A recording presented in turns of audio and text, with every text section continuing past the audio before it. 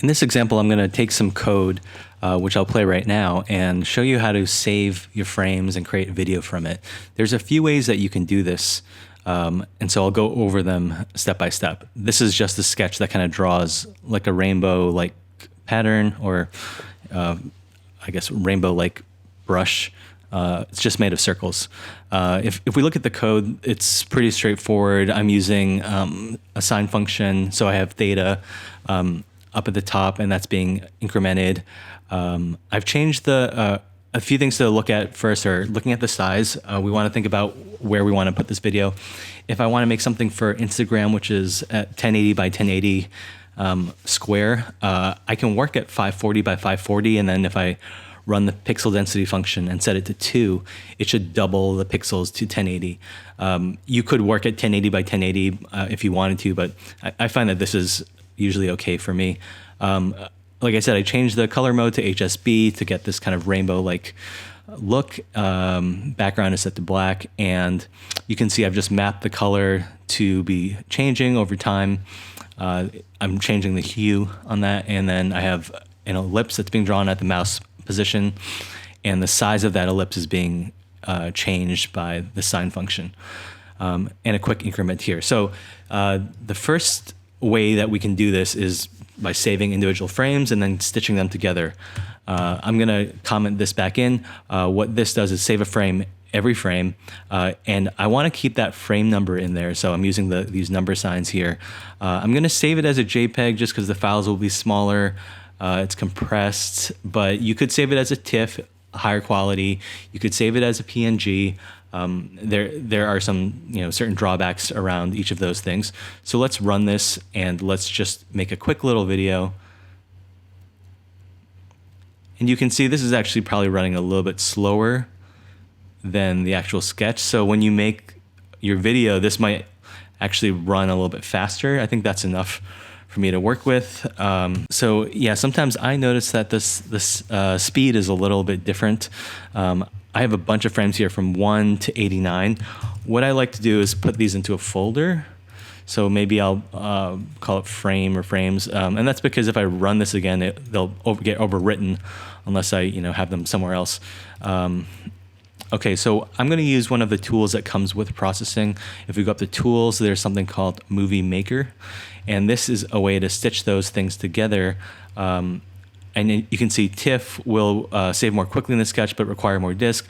PNG is smaller, but the sketch will run more slowly. So if you're trying to draw or do something in your sketch at real speed or real-time speed, you might want to choose TIFF or something that's not going to slow you down as much. When you play this video back, it might be faster than you think it is because it was running slower because it was saving files as it was going frame by frame. Okay, so I've chosen the folder where I'm pulling from. In this case, it's this frame folder, and then I'm going to set the file type here, MPEG-4, or you have animated GIF as well. I'm going to just call it example 1. And here you can see I have that video exported out, example 1, and it came out as an MP4. Here's another thing that we could do. This is using After Effects. I've noticed that sometimes this is a little bit buggy, so I'm going to do something that's pretty similar. And if you are exporting sequential frames from another program, this is also the way to do it. Okay, so I've opened up After Effects. I'm going to import by double-clicking here these frames that I exported, and because they're sequential, when I select them all, I have the option of bringing them in as a sequence. So we'll say import, we could do JPEG sequence. If you had a TIFF sequence, it would say TIFF sequence or a PNG sequence. This is nice because it just orders them all together, and you can see they're brought in as one. What I would do is just right-click on this and hit New Comp from Selection. And if I preview this, you can hit play to preview it. You should see the video. It's already kind of connected or put together. And then from here, the way I would export this is go up to Adobe Media Encoder, So it's under composition and add to Adobe Media Encoder queue. Right here, it sometimes takes a long time for the media encoder to load, but from here, this is a pretty nice way to get your videos out. And MP4 is the format that you'll probably want to use, especially if you're exporting for Instagram. So here I am in Adobe Media Encoder. I'm just going to select the path where I want this to be saved. Here, I'm going to call this maybe example 1A and MP4. We're going to use this H.264 compression. There are other compressions you can choose, but I would say this one would work well for our purposes. Hit the Q, and it should just export this out. And so we should have it really soon.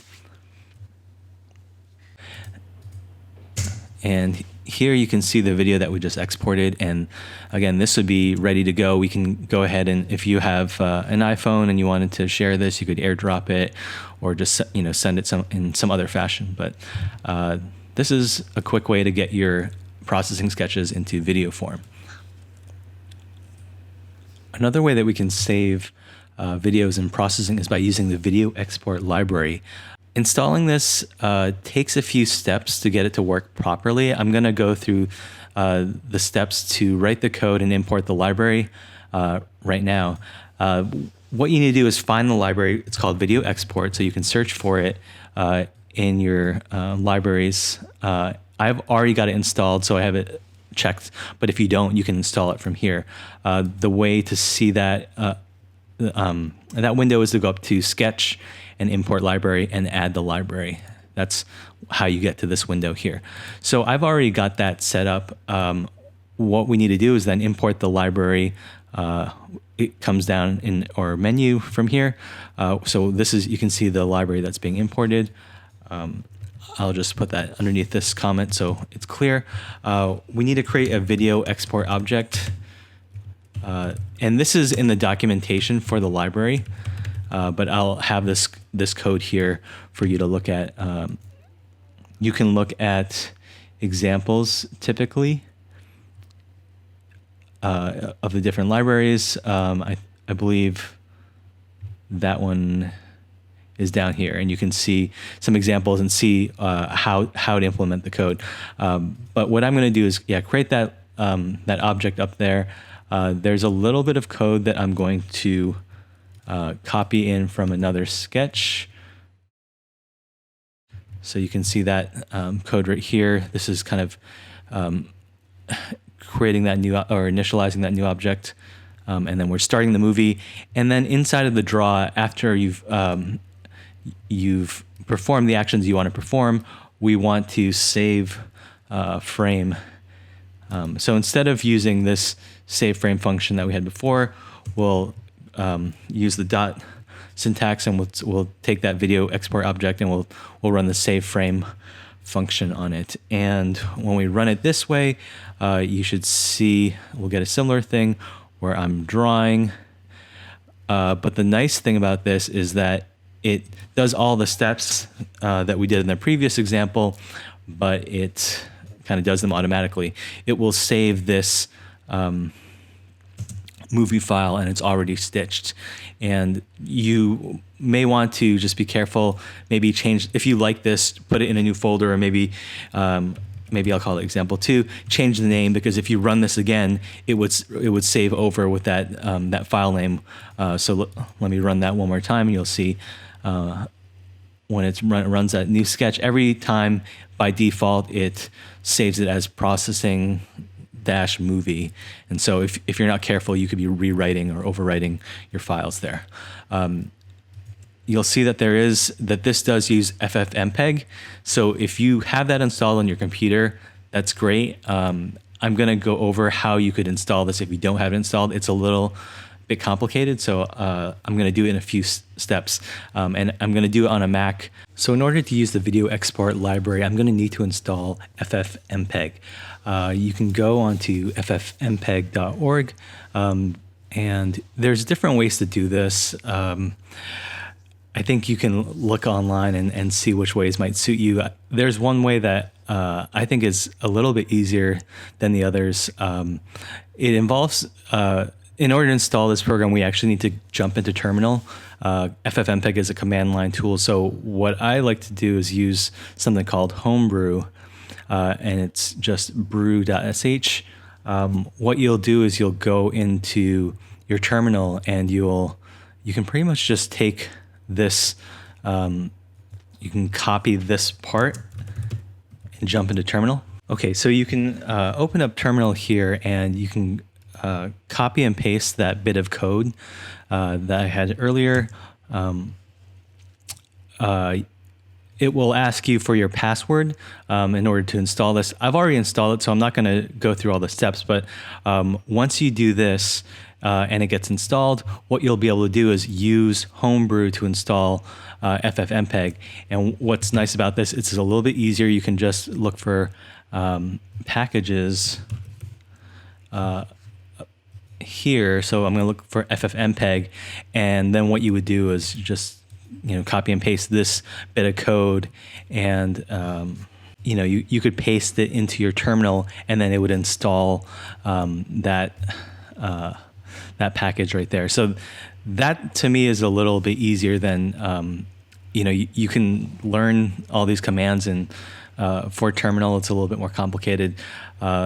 There's also a way to kind of download these bits and pieces. There's a way to do it using Git as well, but I just wanted to show this one way to do it. I'm also going to link to another video that kind of goes over the process step by step. And again, you might find a different way to do it if you search for it. And if you're on a Windows-based machine, there's a lot of documentation about how to install it. So you could either find a video or something on a coding website that should go over how to do it pretty clearly. And again, you'll need this tool FFmpeg in order to use the video export library in processing.